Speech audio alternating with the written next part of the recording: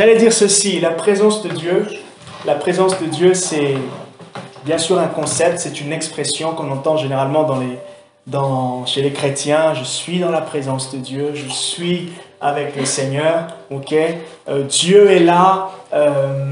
C'est simplement le fait de réaliser, ok? Le fait de réaliser en un instant T tout ce que Dieu est. Ok? Le fait de réaliser en un instant T tout ce que Dieu est. Ok?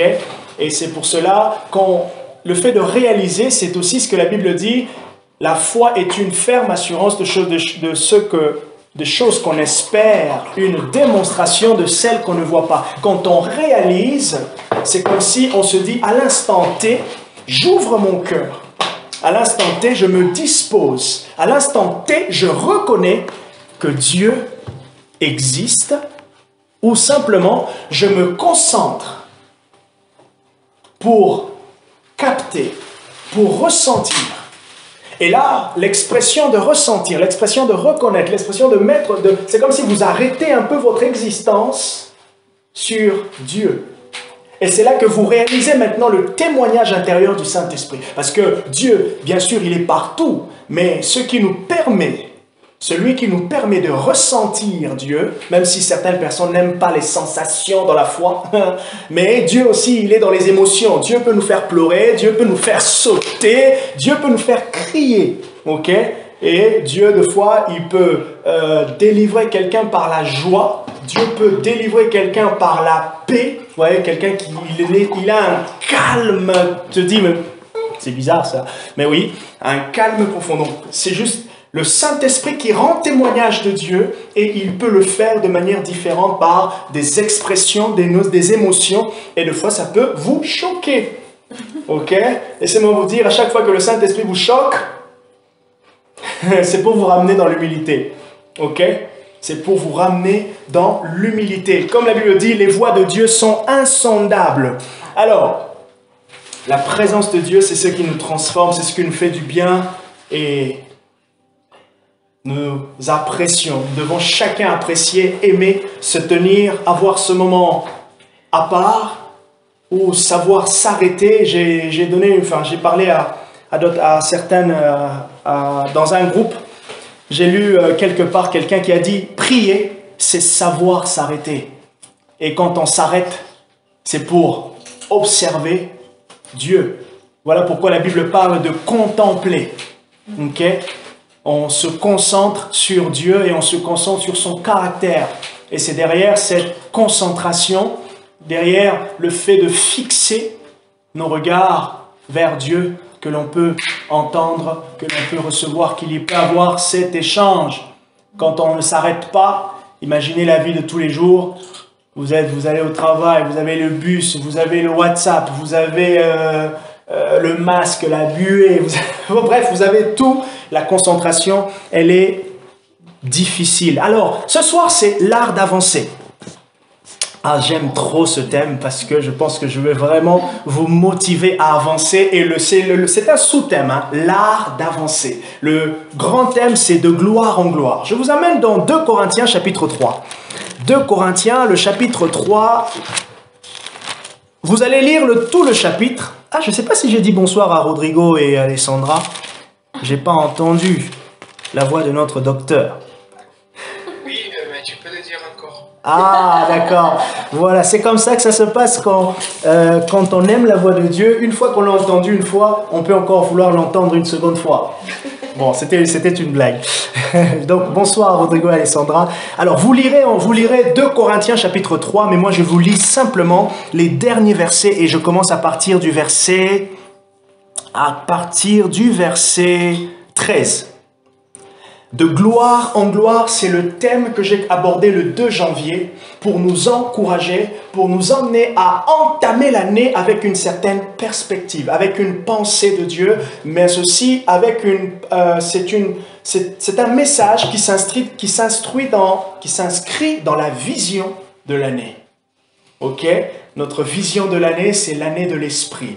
Nous voulons expérimenter tout ce que le Saint-Esprit a à nous donner. Ok? Nous voulons briser les barrières, nous voulons nous ouvrir complètement, nous voulons être vulnérables. Nous voulons ne pas avoir honte de Dieu afin de vivre beaucoup de lui. Ok? Nous voulons ne pas retenir Dieu par quoi que ce soit. Et nous voulons qu'il nous aide à être totalement libres, qu'on ait vraiment cette soif profonde de sa présence. Et alors 2 Corinthiens chapitre 3, le verset 13, c'est l'apôtre Paul qui parle et dit ceci: « Nous ne faisons pas comme Moïse qui mettait un voile sur son visage pour que les fils d'Israël ne fixent pas les regards sur la fin de ce qui était passager. Mais ils se sont endurcis dans leurs pensées, car jusqu'à ce jour, quand ils font la lecture de l'Ancien Testament, le même voile demeure. Il n'est pas enlevé parce qu'il ne disparaît qu'en Christ. Le voile disparaît qu'en Christ. » Jusqu'à ce jour, quand on lit verset 15, quand on lit Moïse, il y a un voile sur leur cœur. Mais lorsqu'on se tourne vers le Seigneur, le voile est enlevé. Or, le Seigneur, c'est l'Esprit. Et là où est l'Esprit du Seigneur, là est la liberté. Nous tous qui, le visage dévoilé, certaines versions disent le visage découvert. Oh, j'aime trop ce passage. Nous tous qui, le visage dévoilé. Qu'est-ce que Paul veut dire par visage dévoilé? Rassurez-vous, ce n'est pas la burqa. Ce n'est pas le voile. Et d'ailleurs, Paul ne veut pas dire ici que ceux qui prient en mettant le voile comme ça, ils sont plus spirituels que ceux qui ne le font pas. Okay? C'est comme lorsque Paul parle de la circoncision. Ce n'est pas une circoncision physique, même si dans l'Ancien Testament, la circoncision qui était appliquée, elle était physique, mais elle avait un symbole spirituel. Ok? Alors, parmi les marques de la Nouvelle Alliance, pour ne pas dire du Nouveau Testament, ok? La Nouvelle Alliance, c'est que, et c'est quelqu'un qui l'a dit hier, un ami, il a dit, la loi n'a pas été abolie, mais la loi a été accomplie. Et il y a une grande différence entre abolir et accomplir. Si Jésus avait aboli la loi, ça veut dire que tout ce que Dieu avait révélé dans l'Ancien Testament ou dans l'Ancienne Alliance ne prenait plus effet. Mais puisque Jésus a accompli la loi, ça veut dire Jésus a validé ce que le Père, ce que Dieu, le Dieu de l'Ancien Testament, celui que l'on a l'impression qu'il est tellement... Il est très sensible, hein, il est émotif, hein, il est très colérique. C'est lui que les gens disent que c'est un Dieu de colère. Okay? Si Jésus a accompli ça, si Jésus a accompli la loi, c'est qu'il validait la démarche. Si Jésus a accompli ce que l'Ancien Testament prédisposait, ça veut dire qu'il nous a emmenés dans une révélation qui est meilleure. Ça veut dire qu'il nous montre maintenant l'accomplissement, comme je peux dire l'application. C'est pour cela qu'il est dit que l'Ancien Testament, c'est l'ombre des choses à venir. C'est une image. Alors pour maintenant comprendre, savoir l'application de l'image, nous prenons l'image, son origine, l'Ancien Testament, et nous l'emmenons, nous le faisons passer comme aujourd'hui, ceux qui sont dans l'informatique, ils travaillent avec Photoshop. On ne le retouche pas, mais on le fait passer dans le filtre qui est Christ. Et alors on comprend maintenant l'image d'une manière qui est plus nette. Donc n'ayez pas peur de l'Ancien Testament pour dire, oh non, certains disent, oh non, moi je lis beaucoup plus le Nouveau, parce que le Nouveau, c'est là qu'il y a la volonté de Dieu, c'est ça, c'est l'Évangile, c'est la vie de Jésus. Non, Dieu, c'est un tout, Et la révélation de Dieu, pour dire, la parole de Dieu, c'est l'Ancien et le Nouveau. Parce que dans l'Ancien, en fait, on comprend comment le processus qui nous conduit jusqu'à Christ. Et quand vous lisez simplement, vous prenez simplement le Nouveau, c'est comme si vous prenez la moitié, vous prenez une part. Et d'ailleurs, quand vous voyez la vie de Jésus, Jésus a fait référence beaucoup à l'Ancien Testament. Pourquoi? Parce que c'était pour amener ses auditeurs à reconnaître avec ce qu'ils avaient comme loi de Moïse, le Messie. Vous comprenez un peu? Donc Jésus n'est pas venu juste là pour dire, oh, c'est le gars qui sort comme ça du jour au lendemain, paf, il vient et tout, il commence à faire des miracles, et puis, ouh, tout le monde est étonné. Non, non, non, non. Il est venu accomplir quelque chose. Il est venu illuminer. Et l'apôtre Paul dit, nous tous qui le visage dévoilé. Qu'est-ce qu'il veut dire par le visage dévoilé? Il veut dire, nous qui avons fait l'expérience de ne plus avoir le voile. Ça veut dire de voir Dieu à travers de Christ. Jean chapitre 14, du 1er au 6e verset, avant que Jésus dise, le verset 6 de Jean 14, « Je suis le chemin, la vie et la vérité ». C'est ça, le chemin, la vie et la vérité. Il dit avant, « Celui qui m'a vu », et il parle à Thomas. Il dit, « Ah mais Thomas, depuis que je suis là, tu sais pas où je vais ?» Thomas dit, bah, « Oui, on ne sait pas. » Mais il dit, « Celui qui m'a vu, il a vu le Père. » Et nous aussi, nous avons vu Christ aujourd'hui. Comment est-ce que nous avons vu Christ? Par l'expérience de la nouvelle alliance et de la nouvelle naissance, excusez-moi. Par l'expérience de la nouvelle naissance, nous voyons Jésus. Nous avons le voile qui est ôté. Je vous invite à lire le chapitre d'avant et Paul, contextualisé, il est en train de faire la différence entre le ministère de l'ancienne alliance et le ministère de la nouvelle alliance. Ok? Et dans la nouvelle alliance, le ministère est le ministère de l'Esprit. Et dans le ministère de l'Esprit, l'emphase est mise sur celui que l'Esprit veut révéler, à savoir Christ. Voilà pourquoi Paul dit, ceux qui regardent encore Moïse, ils ont le voile. Qu'est-ce qu'il veut dire par Moïse? Ce n'est pas Moïse dans l'homme, mais c'est la loi. Parce qu'il faut savoir que Moïse, c'est l'image de la loi.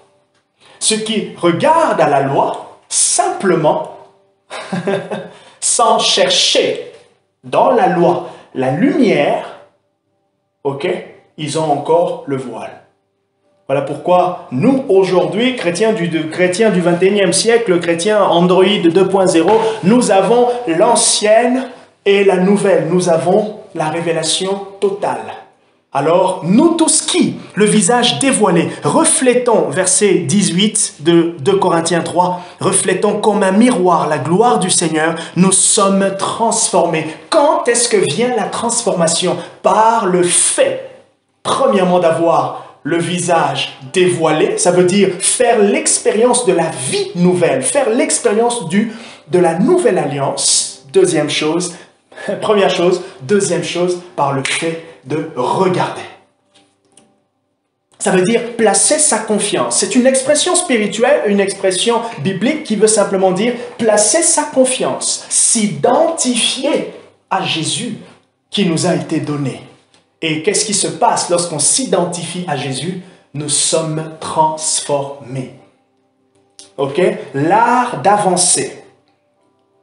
L'art d'avancer. Ou l'art de faire des progrès spirituels. C'est le désir de Dieu. Pour tout un chacun, pour tout enfant de Dieu. Vous retrouvez en fait dans la Bible des idées par rapport au progrès spirituel. Je vais vous donner deux histoires. Jean chapitre 15, mais vous avez aussi Psaume chapitre 1. Jean chapitre 15, Jésus parle, il dit, je suis le cep et vous, vous êtes le sarment. Il dit, si vous souhaitez porter de fruits, je suis en train de paraphraser, pour porter de fruits, pour que le sarment puisse porter de fruits, il faut que le sarment reste attaché au tronc, reste attaché au cep. Et dans Psaume chapitre 1, qu'est-ce qu'il est dit? Que l'homme qui est heureux, c'est celui qui ne s'assied pas en compagnie des moqueurs. Mais qu'est-ce qu'il est dit? Il trouve son plaisir dans la loi de l'Éternel. Et maintenant, qu'est-ce qui se passe puisqu'il trouve son plaisir? Il est dit, il est comme un arbre planté près de courants d'eau qui donne des fruits en son temps. Ok? Donc, ça, c'est juste deux images pour parler des progrès spirituels. Avancer, bien sûr, c'est aller de l'avant, mais c'est aussi faire des progrès spirituels. Et je veux que nous puissions avancer. Je veux que tout un chacun puisse faire des progrès spirituels. Je veux vous donner le caractère de ceux qui font des progrès spirituels. C'est par là que je vais vraiment boucler mon message. Je peux même affirmer autrement que le progrès spirituel, c'est la volonté de Dieu.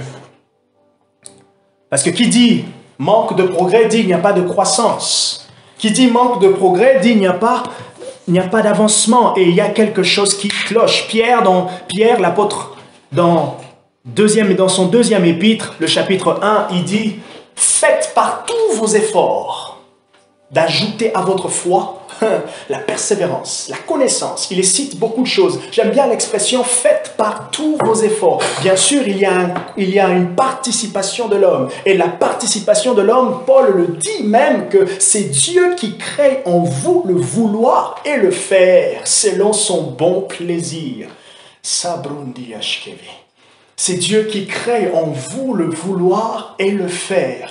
Voilà souvent ce qui se passe. Je veux vous expliquer, vous encourager à rentrer dans un cycle, le cycle de la progression, le cycle de la vie avec Dieu. Le cycle de la vie avec Dieu, c'est Psaume chapitre 1. Il est dit quoi? L'homme s'assoit, il médite la loi de l'Éternel et qu'est-ce qui se fait? Il porte de fruits. Première saison, il s'assoit encore, il porte encore de fruits. Deuxième saison, les pommes que vous allez manger cette année 2022, c'est le cycle de l'agriculteur qui a commencé, je ne sais pas, il y a quelques années. Le fruit est généralement un cycle bien établi. Et tout enfant de Dieu, tout enfant de tout chrétien est invité à rentrer dans ce cycle. Comme le dit l'apôtre Paul, nous tous qui le visage dévoilé, nous sommes transformés. Nous sommes invités tous à monter, à grandir, à aller de gloire en gloire. Ça veut dire de transformation en transformation. Et cette transformation s'établit principalement dans la connaissance du Fils de Dieu, dans le dévoilement du Jésus qui nous a été donné. Et comme le dit lui-même Jésus en parlant du Saint-Esprit dans Jean 16, à partir du verset 12 au verset 14, il dit « L'Esprit qui viendra, il révélera ma gloire, parce qu'il prendra de ce qui est à moi et il vous l'annoncera. » Le plaisir de l'Esprit de Dieu, c'est de nous annoncer les mystères de Christ. Voilà pourquoi Paul, dans Philippiens, le chapitre 3, à partir du verset 7 jusqu'au verset 15, il peut dire « Je fais tout pour gagner Christ. Et puisque je fais tout, je considère certaines choses comme une perte à cause de l'excellence. » Si Paul emploie le terme « l'excellence » de la connaissance de Christ, c'est qu'il en avait goûté. Et je vous assure, on peut avoir confiance en Paul. Pour avancer, il faut comprendre 3 choses concernant la vie chrétienne. Je vous parle de 3 images sur la vie chrétienne. La première, c'est le repos. Hébreux chapitre 3, versets 7 à 10. Versets 7 à 11. Deuxième, c'est la course. 1 Corinthiens chapitre 9, verset 23 au verset 27. Et le troisième, c'est la marche. Première image, le repos. Verset 11, Hébreux chapitre 3, verset 11, Dieu dit « Ils ne sont pas rentrés dans mon repos ». Le repos concerne le salut. Le repos concerne les œuvres. Il n'y a plus d'œuvres. Tant qu'on est en Christ, il n'y a plus d'œuvres pour le salut. Ça veut dire il n'y a plus des choses que je fais pour obtenir le salut. Pourquoi? Parce qu'il m'a été donné. Si le salut est gratuit, laissons-le gratuit. S'il est sans engagement parce que nous avons reçu Christ, laissez-le sans engagement. Souvent, nous, on va aimer avec engagement. Et généralement, quand c'est avec engagement, c'est engagement de 2 ans, 1 an, après renouvelable. Non, Dieu nous l'a donné gratuitement parce qu'il nous invite à faire confiance en Christ. Mais aussi parce que la satisfaction que Dieu cherchait concernant le salut de l'homme, il ne l'a pas trouvé en l'homme, il l'a trouvé en lui-même, en son Fils Jésus. Voilà pourquoi il nous invite dans le repos. Quand j'étais en train de méditer, je me suis dit, mais c'est fou Seigneur, parce que Comment se fait-il que tu peux dire à des gens avancés, allez de l'avant? Bien sûr, dans notre compréhension, tout le monde se dit « wow », ça veut dire poser des actes. Mais le premier acte dans lequel Dieu nous appelle tous, c'est à se reposer. Du coup, oh, voilà. Mais du coup, je fais rien. Oui, Dieu te dit, fais rien. Repose-toi d'abord.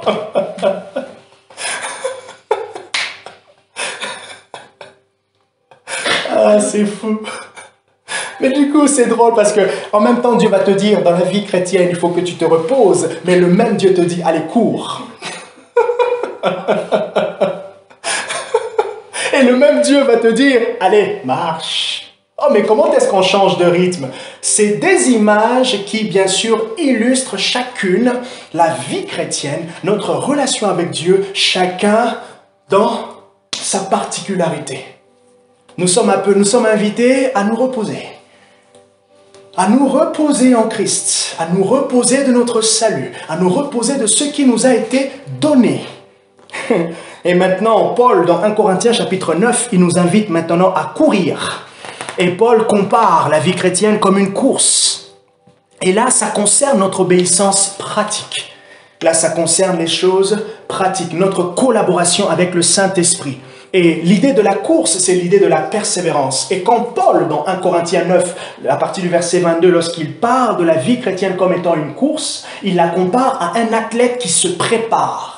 Et là, qu'est-ce que Paul est en train de vouloir dire? Il est en train de parler de la persévérance, de l'endurance de la foi. La vie chrétienne, que ce soit à l'époque de Jésus jusqu'à notre époque, elle demande de la persévérance. Nous sommes, comme on dit, dans voilà, l'atmosphère, l'environnement, voilà, est hostile. L'environnement est hostile à la construction de notre foi. Nous avons un adversaire qui ne veut pas que nous avancions. Vous savez c'est qui? Ah, deux. Vous savez le premier adversaire qui veut que vous n'avanciez pas? Tout le monde dit, oh, le diable. Et le diable dit, non, c'est pas moi. Le diable dit, non, c'est pas moi. Et il dit, non, c'est toi alors. Oui.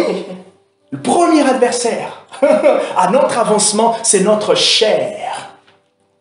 C'est cette faiblesse, le combat que nous avons intérieurement. Oh, j'aime Dieu, Jésus, demain je vais prier, je vais me lever à 6h30. Ah, il arrive 6, tu mets ton réveil à 6h10. À 6h10, pendant que le réveil sonne, là, tu sens le sommeil qui est tellement succulent. Tu dis, Jésus, s'il te plaît, on peut reporter jusqu'à 30 minutes. Quand tu as reporté 30 minutes, tu te réveilles comme ça, il est 8h45. Oh, Jésus. Ah, en plus, il faut que j'aille au boulot. Non, Seigneur Jésus, c'est pas grave, on fait la marche, on marche, on va. Je vais prier pendant que je suis au boulot. Pendant que tu vas au boulot, tu vas commencer à regarder WhatsApp et du coup, tu vas juste te dire merci à Dieu ou Instagram. Ok? Donc, ça, c'est des choses qui arrivent. Je ne dis pas que c'est... Hein? Bref, ça, je vous dis juste, ça arrive à tout le monde. Hein. Ça arrive à tout le monde. Tout le monde a déjà reporté, a déjà repoussé, a déjà senti une fatigue. Il y a la volonté pour faire, mais il n'y a pas la force qui accomplit la volonté. Ok? Et mais de fois, du coup, derrière ça, le deuxième ennemi dit, je vais le proposer des choses qui va l'empêcher. Qui va l'empêcher de pouvoir faire avancer avec Dieu, la course. Et d'ailleurs, dans Ésaïe chapitre 40, versets 29 à 31, c'est le prophète Ésaïe qui dit « Ceux qui se confient en l'Éternel renouvellent leur force. Ceux qui se reposent en l'Éternel renouvellent leur force. » Vous voulez avoir la force renouvelée? Commencez d'abord par vous reposer. Ça veut dire, commencez d'abord par placer votre confiance en Dieu, et c'est en plaçant la confiance en Dieu que la force vient pour faire. Ah, j'aimerais prier, je ne sais pas par quoi commencer. La première chose à faire, c'est de savoir que pendant que je ne sais pas quoi faire, Dieu est avec moi et il sait quoi me donner. Alors, deuxième chose à faire, je reste dans ce moment de prière et je dis, Seigneur, je suis là, mais je n'ai pas l'impression de savoir qu'est-ce que je peux te dire. Je te dis 2 ou 3 mots, mais voilà, je ne le sens plus. Je reste là quand même avec confiance. Parce que même dans le silence, Dieu, il parle. C'est pas parce que je suis dans un temps de prière et que je ne sais pas quoi dire à Dieu que j'ai passé un mauvais temps de prière. Non. Le temps de prière est d'abord le moment de communion. Et on peut communier par la pensée, on communie par la présence, parce que la présence, c'est l'obéissance. On communie par l'acte, la confiance, parce qu'il est dit, Hébreux chapitre 11, verset 6, « Ceux qui s'approchent de Dieu doivent croire. » Croire, ce n'est pas la parole. Croire, c'est la conviction. Et le fait de rester dans un temps de prière sans savoir quoi dire, c'est la conviction que Dieu est là, même quand je ne sais pas quoi dire. Ça va?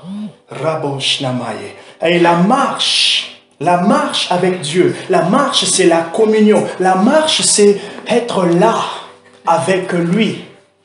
Ok? Dans l'Ancien Testament, Genèse chapitre 5, le verset 24, on nous dit que Enoch a marché avec Dieu. Ça veut dire il a été en communion avec le Seigneur. On parle de Noé qui marcha aussi avec Dieu. On parle d'Abraham. Et même dans le Nouveau Testament, il est dit, et ça c'est Paul qui parle dans Romains chapitre 8, verset 4, il nous invite à marcher selon l'Esprit. Et souvent la marche donne l'idée du témoignage. 3 images pour avancer dans la vie chrétienne. Première image, le repos. Deuxième image, la course. Le fait de la pratique. Troisième image, la marche, l'intimité. L'intimité, la proximité avec Dieu. Alors ces 3 choses participent maintenant ou tirent leur force dans notre intimité avec le Seigneur. Maintenant, ces 3 choses doivent se nourrir des caractères suivants. Et là, je suis en train d'aller pour chuter. Je ferai tout de ne pas voir mal.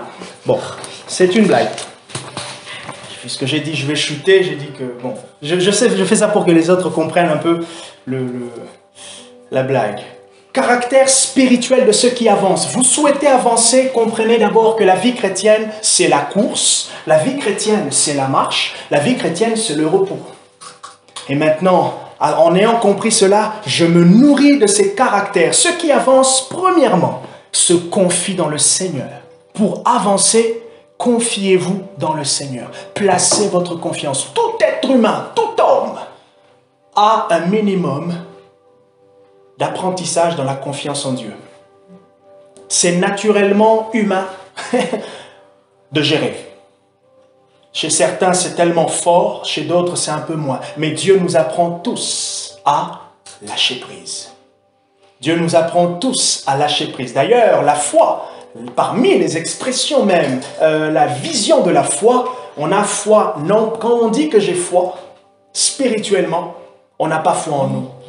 On a foi en une deuxième personne. Il faut qu'il y ait un deuxième témoignage pour parler de la foi. Ok? La foi, bien sûr, c'est la ferme assurance des choses qu'on espère, une démonstration de celles qu'on ne voit pas. Vous vous reposez sur une deuxième personne, non pas sur vous. Parce que lorsqu'on se repose sur nous, Dieu dit, ben bon, vas-y. Il attend. Il attend lorsque tu vas demander son aide. Le caractère de ceux qui avancent, premièrement, ils se confient en le Seigneur. Ésaïe 40, verset 29 au verset 31. L'art d'avancer. Ils se confient dans le Seigneur. Deuxièmement, le caractère de ceux qui avancent, ils comprennent. Ah, j'aime bien ce texte. J'aime bien ce deuxième point. Ils comprennent la valeur spirituelle du travail. Genèse chapitre 1. Dieu a créé le monde en 7 jours. En 6 jours, excusez-moi. Mais le 7e, il s'est reposé. Dieu s'est reposé de ses œuvres. Ok? Dieu nous invite à nous reposer, mais en même temps, il nous invite aussi à travailler. Mais maintenant, il faut travailler dans la vision, comment est-ce que Dieu comprend le travail. D'ailleurs, Pierre, il dit, faites par tous vos efforts. Derrière le travail spirituel, le Seigneur est en train de nous faire participer. Dieu t'invite, pendant ce moment où tu es avec lui, il dépose dans ton cœur le désir de lire un certain livre, un certain chapitre de la Bible. C'est ça, la manière dont Dieu te fait participer à son travail. Vous voyez un peu? Donc, ceux qui avancent, ils comprennent la valeur spirituelle du travail. Troisièmement, derrière la valeur spirituelle du travail, parfois le travail invite le sacrifice. Ceux qui avancent comprennent la valeur du sacrifice. Okay? Je ne parle pas d'aller dans l'extrême. D'ailleurs, Paul, dans 1 Corinthiens, qu'est-ce qu'il dit? Je traite durement mon corps. 1 Corinthiens chapitre 9, il dit, je traite durement mon corps, afin d'avoir part. Quand il parle de la vie chrétienne comme une course, il se compare lui comme un athlète. Mais maintenant, comment est-ce qu'un athlète court? Un athlète court en étant préparé. Et derrière la course, je l'ai peut-être pas dit, mais je fais une petite parenthèse, je vais fermer. Derrière la course, il y a l'idée de remporter le prix. Qu'est-ce que nous allons remporter? Paul nous a dit Christ. Alors, est-ce que vous ne l'avez pas? Non. Si, vous l'avez. Mais qu'est-ce que vous remportez quand vous courez pour Christ? Vous remportez tous les trésors qu'il vous a donnés, qu'il a placés. Courir, c'est chercher à posséder au maximum ce que Jésus nous a donné.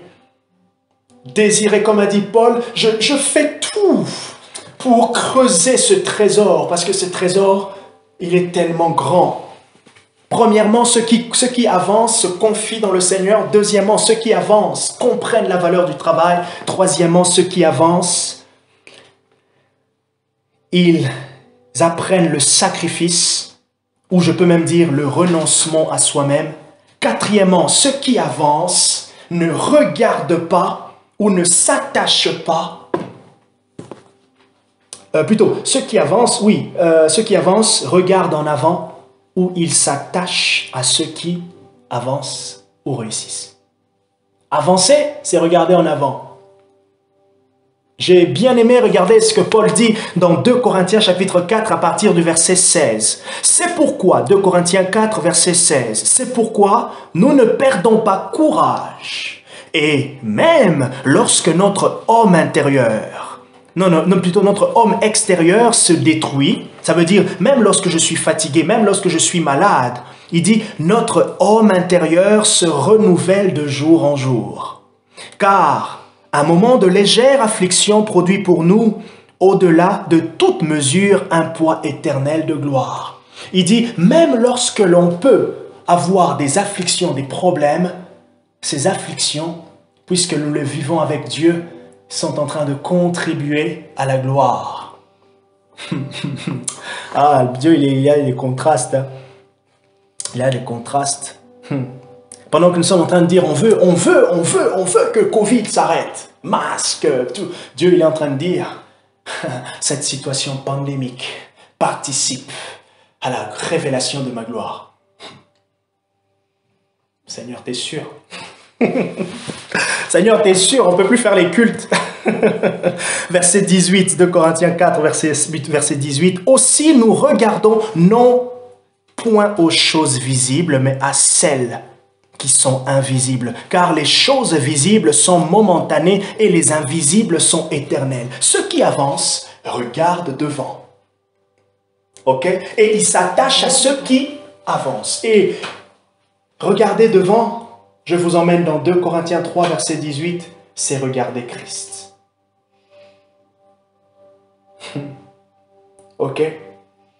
Vous avancerez à la mesure à laquelle la croix sera planté devant vous. Comme un tireur d'élite, votre objectif doit être Christ. Bien sûr, pour ne pas lui tirer une balle. Bon, c'est une blague. Mais votre objectif, c'est Jésus. Atteindre Christ. Ou je dirais même, se laisser atteindre par Jésus. Se laisser imprégner de lui. Par tout ce qu'il me donne au travers de l'œuvre du Saint-Esprit. Ceux qui avancent s'attachent à ceux qui réussissent. Par exemple, Ruth. Qu'est-ce qu'elle a dit dans Ruth chapitre 1? Qu'est-ce qu'elle a dit à sa belle-mère Naomi? Elle a dit, là où tu iras, moi aussi j'irai. Quel courage! Cinquièmement, ceux qui avancent ont le regard fixé sur Jésus, je vous l'ai dit. Sixièmement, ceux qui avancent se nourrissent, notez bien, ceux qui avancent se nourrissent de l'espérance que donne l'évangile de Christ. Ceux qui avancent se nourrissent de la sève. Après que j'ai fixé mon regard sur Jésus, Jésus me donne toujours quelque chose. Mettre sa confiance en Dieu ne nous laisse pas stériles. Si vous sentez qu'en mettant votre confiance en Dieu, il y a comme vous n'avez pas le retour de votre placement, posez-vous la question. Et j'aimerais le parler vraiment comme ça. Ok? Si en plaçant votre confiance en Dieu, vous n'avez pas le retour de ce placement spirituel, ok? Posez-vous la question et commencez par poser la question à Dieu. Pourquoi j'ai l'impression quand je n'ai pas le retour de la confiance, Seigneur? Je me sens déballé partout. Je ne sais pas. Je me sens en roue libre. Je me sens virevolté. Je me sens instable, Seigneur, et je me place. Et souvent, en fait, regardez, la mouche TV. Regardez, en fait, dans les choses de Dieu, ce n'est pas simplement de déclarer, Seigneur, je place ma confiance. Et d'ailleurs, la faiblesse de nos déclarations est qu'elle repose sur le fait que nos déclarations n'ont pas assez de racines en nous. La déclaration que l'on fait sur la parole de Dieu, elle est vraie. Mais la racine, le sarment, ok, la racine n'est pas profonde. Ou du moins, j'aimerais dire ceci. Vous avez dit à Dieu, Seigneur, je place ma confiance en toi dans cette situation. Pendant que vous dites ça, vous avez l'impression que même la situation vous a répondu, ah bon? Pendant que vous dites ça, 2 minutes, 2 jours, 3 semaines après, vous avez l'impression que rien ne change. Laissez du temps. Dites-vous, c'est une semence. Ok? Restez dans la vérité. La vérité est que ceux qui se confient en l'Éternel renouvellent leur force. C'est ainsi que là maintenant, après la déclaration, et c'est là que je nous encourage tous, après avoir fait des déclarations, Seigneur, je place ma confiance en toi, Seigneur, je serai fort. C'est comme si vous avez jeté la semence en vous. Laissez maintenant cette semence porter le fruit. Et c'est là maintenant que vient la participation d'un temps qui peut prendre 1 mois, qui peut prendre 2 mois, qui peut prendre quelques heures pour que vous puissiez ressentir maintenant cette déclaration prendre chair, se matérialiser dans votre foi. Ok? Donc, les déclarations ne sont pas mauvaises, mais donnez le temps, ok, à cette vérité de s'imprégner totalement en vous. Dernière chose, le point 6, c'est ceux qui se confient en Dieu se nourrissent de l'espérance. Et dernière chose, ceux qui avancent plutôt, ils ont compris ou ils saisissent les voies de Dieu. Avancer, c'est être ouvert au Saint-Esprit. C'est être ouvert à ce que Dieu est en train de me dire. C'est être ouvert à ce que Dieu est en train de faire. Et c'est là maintenant que Paul dit, Romains chapitre 8 et Galates chapitre 5, Paul nous invite au ministère de l'Esprit de manière pratique. Paul nous invite au ministère de l'Esprit. Le ministère de l'Esprit, ce n'est pas d'abord le parler en langue. Non, ce n'est pas d'abord ça. Le ministère de l'Esprit. Le ministère de l'Esprit, c'est d'abord la foi en Christ. Oh, bon? Oui. Le ministère de l'Esprit, c'est d'abord la foi en Jésus. C'est fou, hein? Le ministère de l'Esprit, c'est aussi la foi à l'invisible. Le ministère de l'Esprit, c'est aussi apprendre maintenant à être attentif à ce que Dieu est en train de me dire. Cette attention qui est vraiment pratique. Là, je nous ouvre, mais je nous invite même dans le domaine du prophétique. Le ministère de l'Esprit. Ceux qui avancent, ils sont réceptifs. Dernier point. Je récapitule rapidement. Premier point, ceux qui avancent se confient en Dieu. Ceux qui avancent, deuxièmement, ils comprennent la valeur spirituelle du travail. Oh Saint-Esprit. Troisièmement, oui, ça c'est deuxièmement. Troisièmement, ceux qui avancent, ils apprennent l'art de se sacrifier. Quatrièmement, ceux qui avancent, ils regardent en avant. Ou soit ils s'attachent à ceux qui réussissent et ceux qui avancent, ceux qui vont de l'avant. 5e point, ceux qui avancent, ils ont le regard fixé sur Jésus. Et comprenez bien que derrière avancer, vous pouvez rajouter tout ce que vous voulez, mais il y a aussi le fait de progrès, de faire des progrès spirituels, de voir la gloire de Dieu dans sa vie, de voir l'expression de Jésus grandir, de voir Christ grandir en moi. 6e, ceux qui avancent, ils se nourrissent de l'espérance. Il y a souvent une expression, on dit l'espoir fait vivre. Oui, Jésus, il fait vivre. Il nous fait vivre dans l'espoir. Voilà pourquoi il nous a mis dans une espérance vivante qui est de son attente, son retour. Il revient bientôt. Oui, il revient bientôt. Oui, nous tous, on persévère parce qu'il revient bientôt. L'espoir fait vivre. Ok. Oui, il nous fait vivre comme ça. Tu reviens quand? Je reviens bientôt. Tu reviens quand? Je reviens bientôt. Tu reviens quand? Je reviens bientôt. Qu'est-ce que je fais? Attends. Je reviens bientôt. Attends. Bon, j'allais faire une chanson. 7e point. Ceux qui avancent, ils sont réceptifs. Ceux qui avancent écoutent le Saint-Esprit. Je m'arrête là. L'art d'avancer. L'art d'aller de progrès en progrès. L'art d'aller de gloire en gloire. Alors, je vous invite à rentrer dans le repos spirituel. Je vous invite à apprendre à courir avec Dieu. Je vous invite à apprendre à marcher avec Dieu.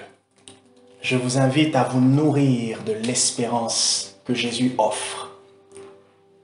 Et je vous invite, ça ce n'est pas un point, je vous invite à ôter les barrières de la peur, du doute, les barrières du manque de foi. Je vous invite à laisser le Saint-Esprit défricher vos cœurs afin de permettre à ce que vous avez entendu déjà de pouvoir croître facilement. Et le Seigneur vous invite à vous abandonner. Il y a un jeu de fois qu'on fait avec Barbara, c'est qu'elle se place derrière et elle me dit, vas-y recule, je vais te tenir. Moi je n'arrive pas, même si j'ai confiance en Dieu, mais même si je sais qu'elle est là, je n'arrive pas. Tu vas me tenir? Et c'est un peu ce que Dieu nous invite. Et je suis derrière. Est-ce que tu peux reculer? Je vais te retenir. Seigneur, c'est vrai, tu es là. La marche de la confiance. Et on demande à Dieu, Seigneur, apprends-moi à faire confiance. Apprends-moi à faire confiance.